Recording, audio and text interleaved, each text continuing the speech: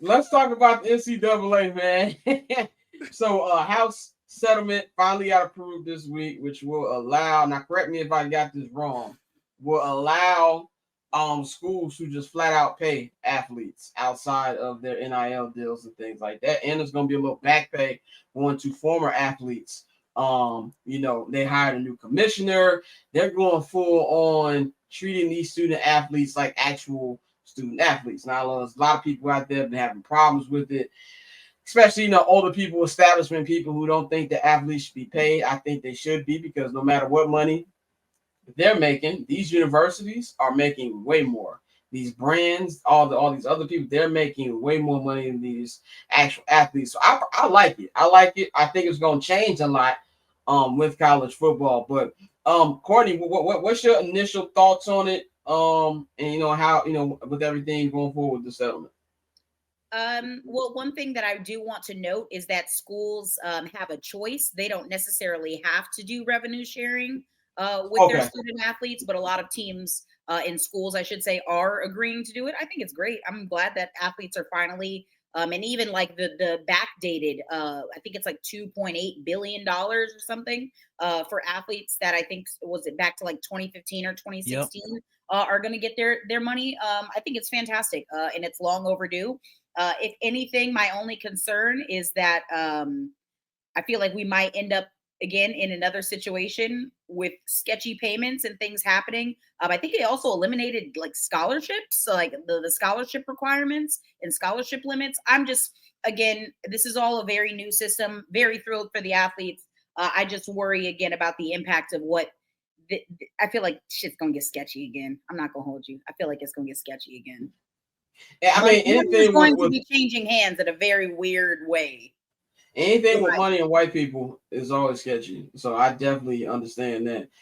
Dante, what's your thoughts on this? I'm fine with the athletes getting paid and having the salary cap, and we've talked about it for years. It's been floated for years, and people in the SEC still have talked about how they want to succeed from the NCAA as a whole, and just be their own entity and pay their players. I don't have a problem with that. The back pay, why? Like you missed out, bro. Like I don't. Niggas missed the cut. You missed the cut, bro. It is what it is. Like a buck, Dante. They were already getting paid. It just yeah, right.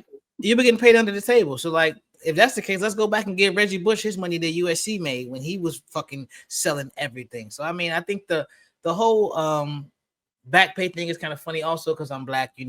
Everybody tells us we can't get reparations, but motherfuckers find a way to pay people all types of shit. So that's probably why it kind of triggered something for me. But outside of the back pay, I'm perfectly fine with players getting paid. I mean, they are professional athletes. We can call the spade a spade. I mean, I know I live down here in SEC country. I don't know. I can't tell you how many times I've seen the coach say, school first, football second. And they do it just like that. They'll say school first, football second. So they know what it really is. Like you're a athlete and you make this school a lot of fucking money. So that's what they focus on. So them getting paid, I don't have a problem with that. I do think for competition's sake, and I've said this since before NIL was a thing, the money should be put up in the trust and you get it when you leave school. The fact we're giving people millions of dollars a year, I don't like people sitting out because they want more money. I don't like people, automatically hopping into the transfer portal and shit like that. I think that's weak. I think also when you treat them like athletes, if I sign you for 3 years, there is no transfer portal. Like you're going to sit your ass here for 3 years and play football at my school. So I think that may help with some of that. But I'm fine with them getting paid, man. Just keep the competition there outside of like, because now I think about it where guys who know they aren't going to the NFL, they may go a little harder just to get some NIL money to set themselves up for the future. But I mean, I still want guys, you still need people to be hungry and want to take that next step and realize like this is short-term money. And yeah, it may be a couple M's, but I can go to the NFL and make more and keep that drive going. Because I think more than anything, money really kills. Money has killed a lot of the competitive spirit out here. Let's just be honest. Let's just be real. A lot of people get paid, they get content, they cool with it. Unless you really got that drive to go be great, you don't give a fuck. And I'm okay with that. I understand it from a monetary standpoint. But as a fan of the game and a fan of sports and college sports, I would like to see them get paid. But throw that money to the side. You get it when you leave. But right now, I need you to stay here and perform and do what you came to school to do. I actually 100% agree with that. I think there needs to be some stuff added to that because I do not like the transfer thing you was talking about, and teams saying, "Oh, well, I'm not sitting out this ball game." Like, I definitely think there needs to be some type of balance when it comes to that. Bang, close us out on this topic. I agree with Dante and you. I believe that it should be set up in a trust.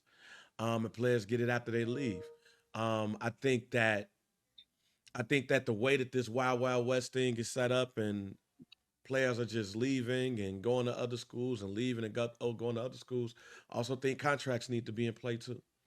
No, there needs to be at least a 2-year contract laid down to players to ensure that they will honor the commitment or some type of commitment. Um, I think this will blow up though. I don't think this is going to end well. In fact, I think we'll probably see. I mean, I know we've been hearing about the SEC thinking about succeeding for the NCAA. I think at some point there's just going to be a AWA, ABA, NBA type of situation, a USFL, NFL type of situation where you're going to see a lot of splits happening. There's not going to be one national champion and all of those things. And eventually it's going to grow into something a lot bigger and eventually get back together. But yeah, I could see a world with the SEC say, fuck it. The Big Ten say, fuck it. The ACC look at the Big 12 and say, let's fuck it together. You know what I'm Wait, saying? bang, What's up? bang. So you think the SEC will secede? Haha, you see what I did there? Ah. I can get with a good dad joke. I have a question for y'all though. I mean, I appreciate the idea of like obviously wanting to hold these athletes accountable, right? You make a commitment, you should honor that commitment. Are we going to hold coaches to this same It'll never standard? be that fair. Unfortunately, because coaches do it everywhere. Like coaches do it everywhere. It'll never be fair.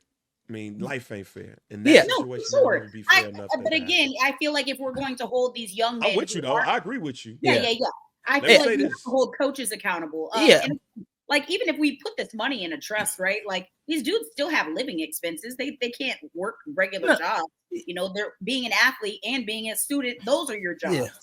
Yeah. So how do you? Yeah, just again, you're not wrong. You guys are Yeah. absolutely spot on.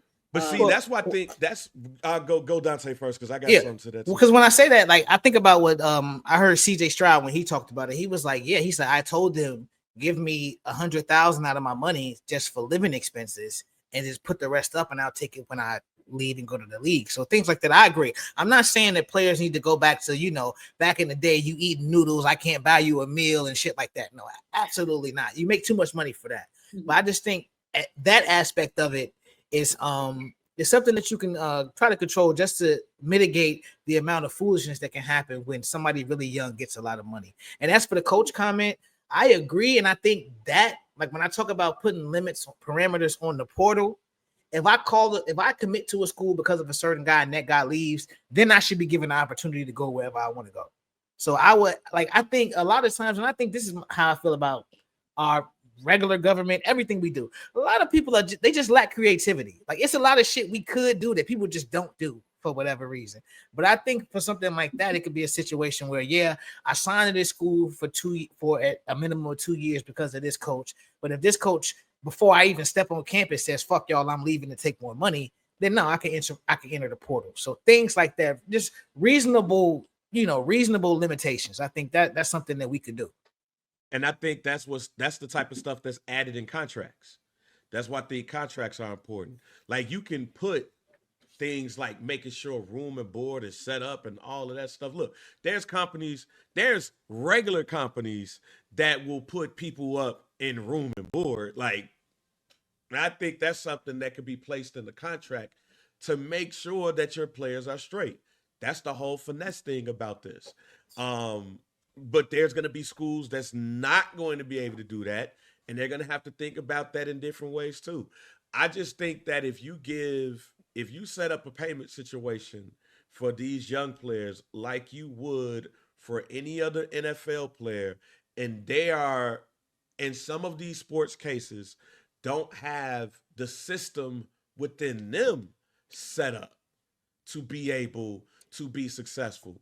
You have players, you have NFL players, NBA players, you have sports players in major leagues that go broke after 5 years. So what you think gonna happen to a college player? They're gonna be quicker. So I think you have to put some parameters in place to protect the players. And to your part about the coaching, you're 100% right. It's just a little bit different, and life ain't, because they're adults and life ain't fair. That's my fear for the players. You're just gonna give them whatever, and they're gonna find themselves in worse situations than NFL players after year 5, and they're not there no more, and they can't fall back on some things. And I'm sorry, you can't not play after 4 years and then say, I'm gonna be a podcaster. Like, yeah, and podcaster. To kind of close this out by piggybacking on that, and I think, like I said, I think even with the they shouldn't get all this money out the gate. I think I agree and I don't agree at the same time, because if they're going to the NFL, a year or two difference ain't gonna really change their maturity. So from that perspective, I kind of disagree. But I agree with, for the players who not going to the NFL, they really need that kind of backup or insurance, because like you just said, you can't just like, I'm gonna be a podcaster. Like whatever money you make, you gonna need that to fall back on more than the nigga who actually going to the league. The percentage of players going to the NFL is always gonna be lower than the percentage of people that ain't. So when you're looking at this, you can't look at it from the top 5 prospect who is a top 10 pick. You can't look at it from that perspective. You got to look at it from the perspective of the others. And that's where we mess up a lot at. We always think of these collective bargaining agreements, and we always look at the Michael Jordans and the Patrick Ewings and the Kobe Bryants and the LeBron James. We're talking about people who have either been at the top or even been at the top of these players organizations. Like, people forget that Michael Jordan and Patrick Ewing was high-ranking people in players associations and stuff. But they're fighting for the little niggas. They fighting for those people to make sure they get the pension, to make sure they get the medical, to make sure they get the service time. That's what's scary about this.